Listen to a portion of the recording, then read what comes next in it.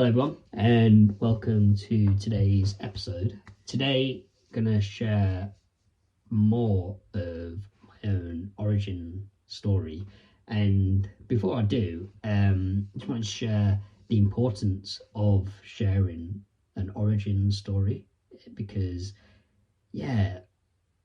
whether you're working with a new business, whether you're working with a new person, whether you just get to know someone, just knowing where that person comes from just creates so much more depth and so much more character to that person. You get to see more different shades of themselves, and that's what I do in my work, is really help people to uncover those parts of themselves that they may not always see the value in, or see that they feel that they need to open and share. So being a role model of that myself, I wanted to go into my own origin story of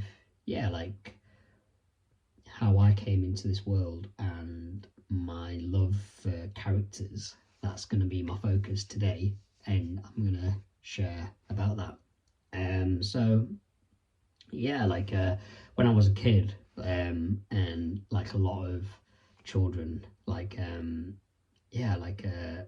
mum used to always read stories and good night stories, and also good night stories, bedtime stories, and also that became the way that I made sense of the world through picture books. So here's one of David and Goliath that is from my childhood, and this is actually my childhood bedroom as well. Through these stories and these books, that's how I got to understand the world. And my mum used to educate me through reading books, and that kind of grew into my love for characters such as what was on TV. So I was obsessed with Mr Blobby as a kid, and the show that he ran in the 90s with Noel Edmond. And when my mum took me to Mr Blobby Land back in early 90s, I was just my mind was just basically blown away of being immersed within this world that is Mr Blobby's world. And that continued because there was other cartoon characters like the Looney Tunes, and when Space Jam came out, where Michael Jordan was taken into the Looney Tunes world and played the Monstars in the basketball game. It's just really sort of captured me in this whole thing of these cartoon characters are in this make-believe world, but then someone from the human world is within it. And it was just became this place where I was just my imagination just expanded, the idea of being in this world that isn't this world and is another world completely. Just like Michael Jordan, a human, was able to escape into this world that was completely his, in a make-believe place that is actually real, and he's making these relationships with these new characters. And it kind of went further into playing on the PlayStation as a kid, Nintendo's, all the different gaming consoles. And then my mum took me to DisneyWorld, and in the early 2000s, and I was reading the journal of being at Disney World, and I was keeping a journal, and I was just basically capturing what it was like to be there. And it was just this whole thing of just following that thread of, first off, just reading books, to then being in Disney World, when my mum kind of took me to be on all these different fairground rides, and I was in this whole new world, meeting Mickey Mouse, Donald Duck, and Goofy. And it was really cool just being in this whole new world, immersed, and it just felt like anything was possible. Creativity and imagination was how this world was created and born, and you could create anything you want within this world. So then at art, in high school, I was really drawn to art classes and painting and expressing myself. And something that I loved was drawing cartoon characters. Yeah, and I just love drawing characters like the Looney Tunes, and yeah, I've got like a collection over here that I can flick through and show you, like one of Bugs Bunny,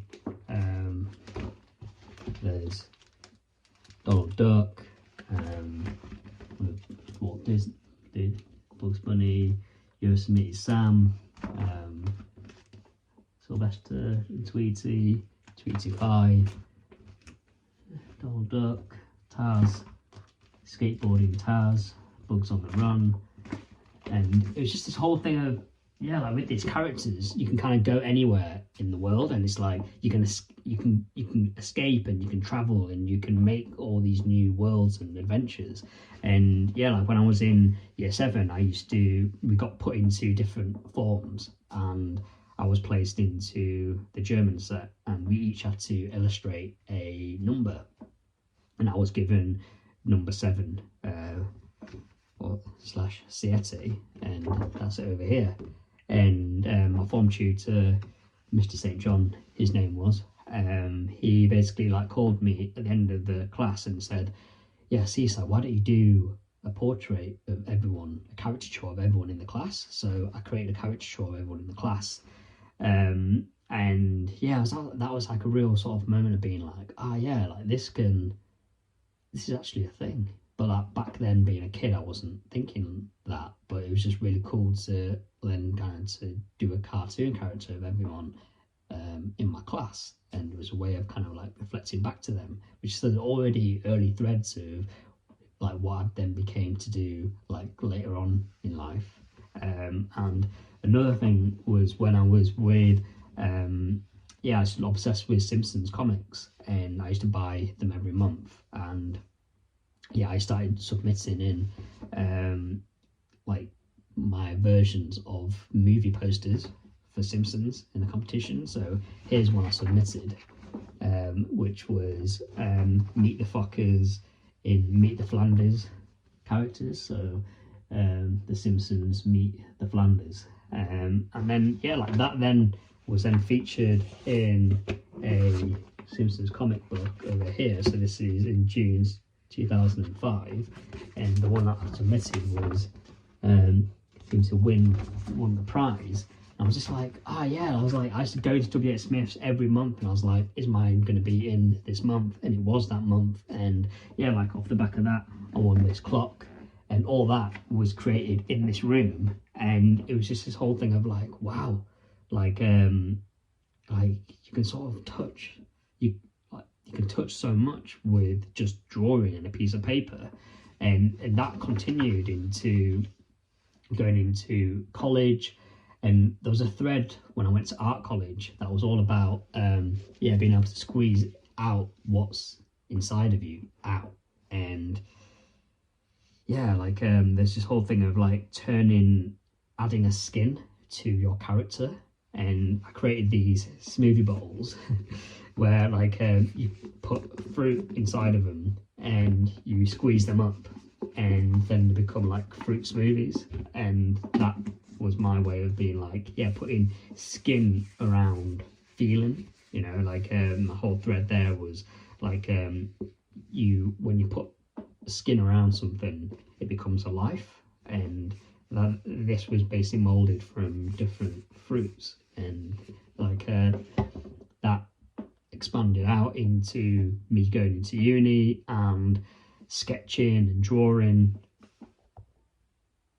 Going to uni and at Northumbria to do design for industry. And yeah, this whole thing of like, we were always taught to like draw, and something that really kind of loved about that was this whole thing of drawing something and then being able to like actually make that into reality. So this is a collection of bird feeders that I drew, and then this is that into the actual reality of it.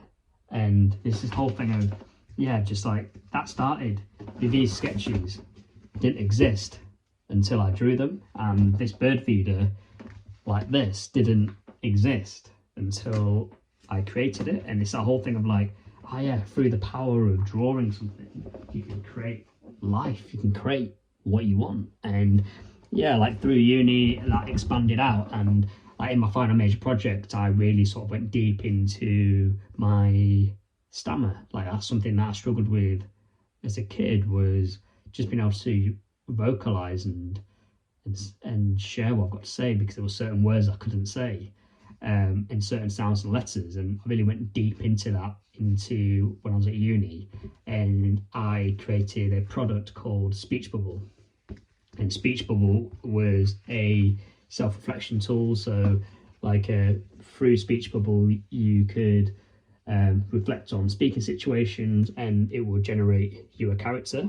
And yeah, like this was born out of me going deep into yeah, like the mechanics of a stammer, like the psychological effects of it.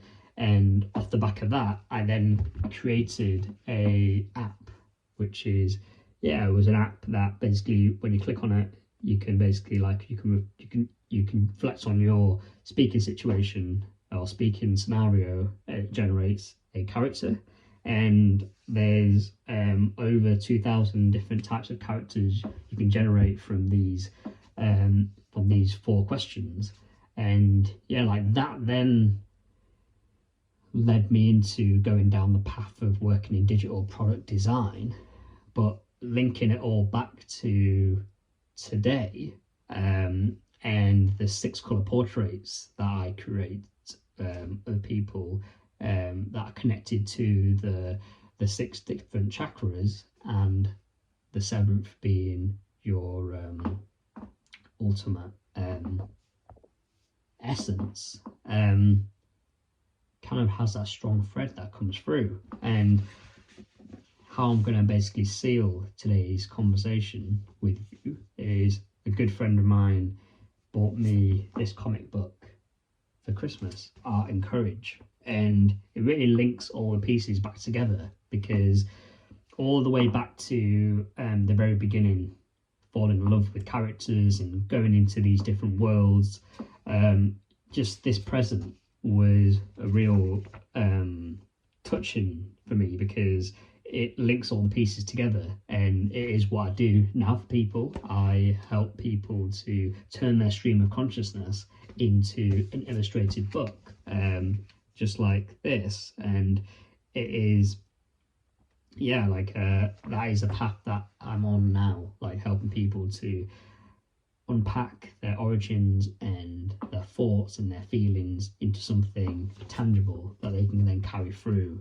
into their life forward. So yeah, I absolutely love this comic book, Art and Courage, because it's very much related to the work I do today, and really was a moment for me to stop and reflect and share my origin story.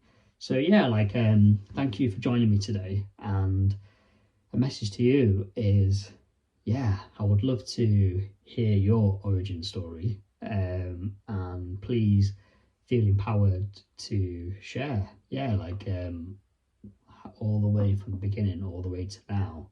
And yeah, there was a thread all the way back there that has led you to where you are today, and that's what I do. I help you to really connect the dots from then to now, and I would love to support you to, yeah, to unleash and unravel your story from where you began to where you are today, and help you plot your story forward.